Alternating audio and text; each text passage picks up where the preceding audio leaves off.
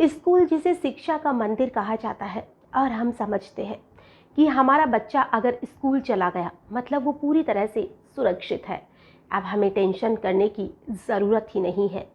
लेकिन उसी शिक्षा के मंदिर में जिस गुरु को भगवान से भी ऊंचा स्थान दिया जाता है, अगर वही गुरु हमारी बच्चियों के साथ कुछ गलत हरकत करे, उसके कपड़ों में हाथ डाले, उसे बैड टच करे, तो आखिर में उस शिक्षा के मंदिर पर हम कैसे विश्वास करें?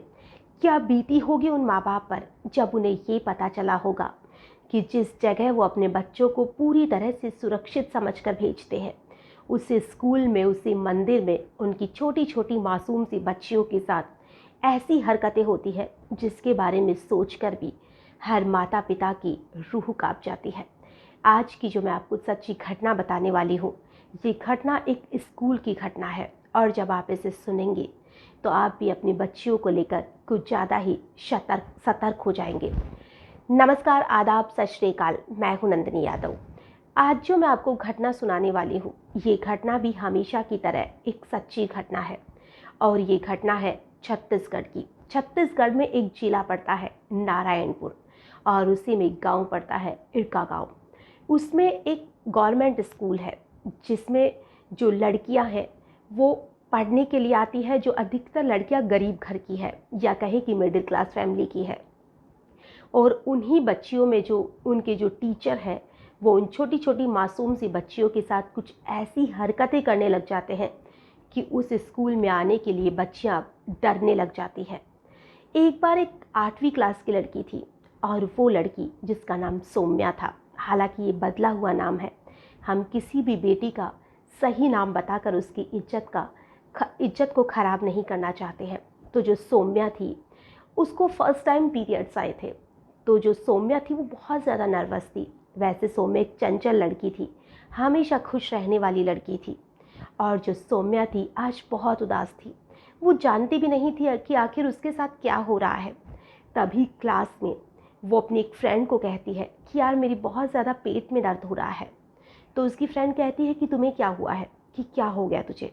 तो वो अपनी फ्रेंड को कुछ ज़्यादा अच्छे से तो नहीं समझा पाती, लेकिन थोड़ा बहुत वो जितना भी बता सकती है उतना बताती है और वो कहती है कि मेरे पीरियड आए हैं।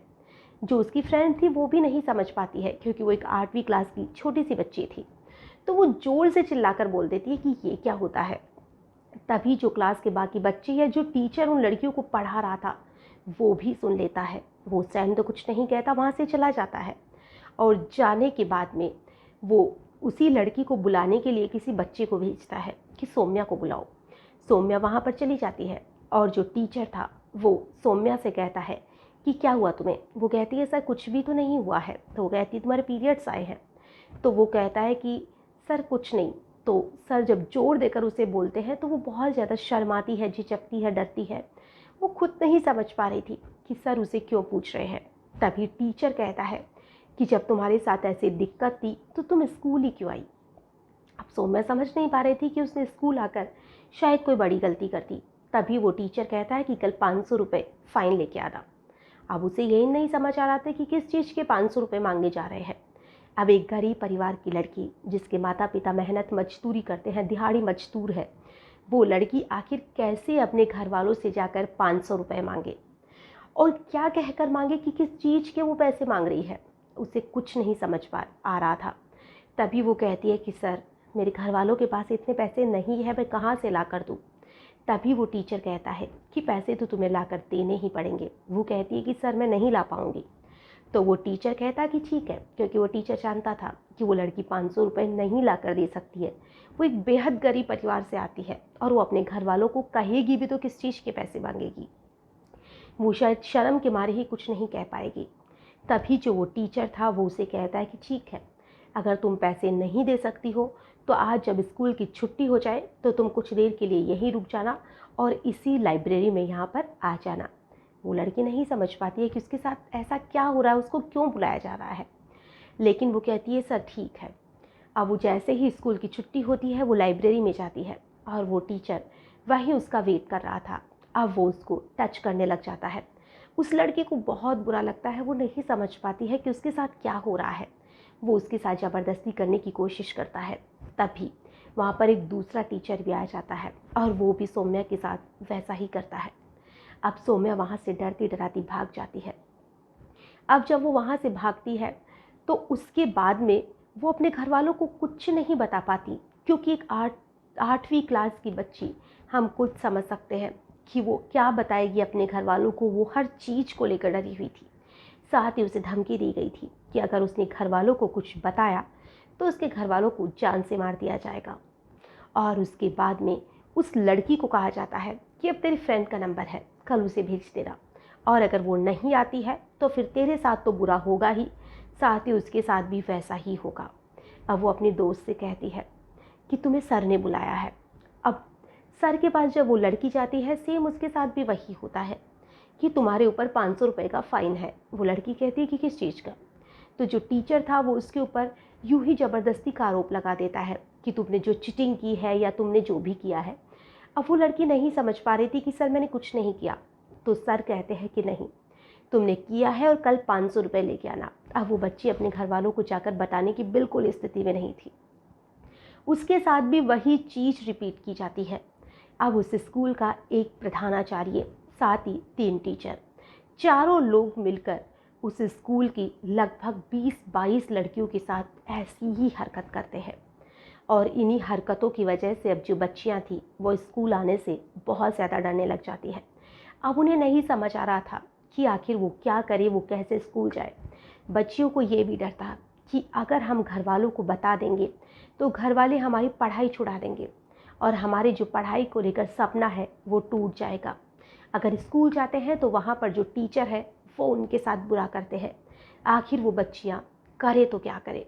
उन्हीं बच्चियों में से एक लड़की जो शायद थोड़ा इंटेलिजेंट थी, उस बच्ची ने अपने पापा का फ़ोन लिया और उस पापा के फ़ोन से उसने जो एनजीओ होता है उसको फ़ोन कर दिया। हालांकि जो एनजीओ था वो छत्तीसगढ़ का नहीं था। उसने जो भी इंटरनेट पर नंबर दिखा उस नंबर पर उसने फ़ोन कर दिया। और जब उसने जगह का नाम बताया तो जो जिस एनजीओ को उसने फ़ोन किया था, शायद जो भी इंसान उस एनजीओ में उसकी बात सुन रहा था एक नेक बंदा था। और उसने ये नहीं कहा कि ये हमारे यहाँ का मामला नहीं है। उसने यही कहा कि ठीक है, मैं तुम्हारे छत्तीसगढ़ का जो भी है मैं उनसे कांटेक्ट करता हूँ, तुम्हारे स्कूल में आने के लिए कहता हूँ। और उस बच्चे ने कहा कि मेरा नाम नहीं आना चाहिए। उसने कहा कि ठीक है। अब जो एनजीओ वाला था वो छत्तीसगढ़ का जो एनजीओ था उनके आसपास में उनसे संपर्क करता है और उस एनजीओ को उस स्कूल में भेजने के लिए कहता है। अब जो एनजीओ वाले थे वो उस स्कूल में जाते हैं और वहाँ पर बच्चियों से पूछताछ की जाती है, लेकिन बच्चियाँ कोई कुछ नहीं बताती है। फिर उन बच्चियों को अकेले में एक एक लड़की को ले जाकर पूछताछ की जाती है। तब उनमें से बहुत सी लड़कियाँ इस चीज़ को एक्सेप्ट करती है कि वाकई में उनके साथ गलत हुआ है। और अब की बार जो लड़कियां थी वो हाँ कर चुकी थी कि उनके जो टीचर्स हैं, उनका जो प्रिंसिपल है वो उनके साथ वाकई में गलत कर रहा है। अब जो वहाँ एनजीओ था उन्होंने पुलिस वालों से संपर्क किया, लेकिन जो वहाँ के टीचर थे उनकी पहुँच इतनी ज़्यादा थी, या कहे कि उन्होंने पुलिस वालों को भी रिश्वत देने की कोशिश की थी। तो पुलिस वालों ने भी जल्दी से उनका जो केस था वो दर्ज नहीं किया और इन्होंने इसे टालने मटोलने की कोशिश की। लेकिन जो एनजीओ वाले थे फिर वो कहाँ मानने वाले थे। उन्होंने उच्च अधिकारियों से संपर्क किया और उच्च अधिकारियों ने उन जो वहाँ के थानाधिकारी थे उनसे संपर्क किया और कहा कि तुम लोग रिपोर्ट क्यों नहीं लिख रहे हो। तब जाकर उन टीचर्स के खिलाफ रिपोर्ट लिखी गई, लेकिन बाद में भी उन्हें अरेस्ट नहीं किया गया था। ये जो घटना है वो फरवरी महीने की ही घटना है, इसी साल की। अब जो टीचर्स थे हालांकि उनको गिरफ्तार तो किया जाएगा, लेकिन बहुत से टीचर्स उसमें से फरार हो चुके हैं या इधर उधर हो चुके हैं, ताकि वो कैसे ना कैसे वापस से छूट सके या उन्हें जेल जाना ही नहीं पड़े, पहले ही उन्हें जमानत मिल जाए। लेकिन ये जो कहानी है, इस कहानी से या इस घटना से हमें ये सीखने को मिलता है कि आजकल जो आपकी बच्चियां हैं, चाहे उसे आप कहीं पर भी पढ़ाएं, किसी भी स्कूल में पढ़ाएं, लेकिन अपनी बच्चियों पर एक विश्वास में ज़रूर रखें कि अगर उनके साथ कुछ भी होता है तो वो आपको बताने से डरे नहीं। अपनी बच्चियों को डराए धमकाए नहीं, उन्हें प्यार से पेश आए, ताकि अगर स्कूल में हो, बाहर हो, अड़ोस में पड़ोस में कोई भी अगर उनके साथ कुछ भी गलत करता है तो वो बच्चियाँ इतनी हिम्मत रख सके कि अपने माता पिता को बता सके कि उनके साथ क्या हुआ है। नहीं तो अगर आप अपने बच्चों को डराएंगे या उन्हें पढ़ाई छुड़ाने की धमकी देंगे या जो भी उन्हें कहेंगे, इससे आपका बच्चा आप खुद से ही डरेगा और वो शोषण का शिकार होता रहेगा। तो अपने बच्चों को विश्वास में लेकर रखें, साथ ही उन्हें पूछते रहे कि स्कूल में आज क्या हुआ, किसने क्या कहा, कहीं उसके साथ कुछ गलत तो नहीं हुआ, या किसी स्कूल में और बच्चे के साथ तो कुछ गलत नहीं हो रहा है। आप अपने बच्चियों को ये पूछते रहे, क्योंकि जो बच्चे होते हैं उनका दिमाग बहुत ही अलग तरह के होता है। अगर आप उन्हें डराएंगे तो वो डरते रहेंगे, और अगर आप उन्हें प्यार से पेश आएंगे तो आपके बच्चे आपको हर चीज़ बताते रहेंगे, और आपका जो प्यार और विश्वास है वो बना रहेगा। आज की जो घटना है इसमें बस इतना ही। फिर मिलेंगे किसी नई घटना के साथ, तब तक के लिए नमस्कार।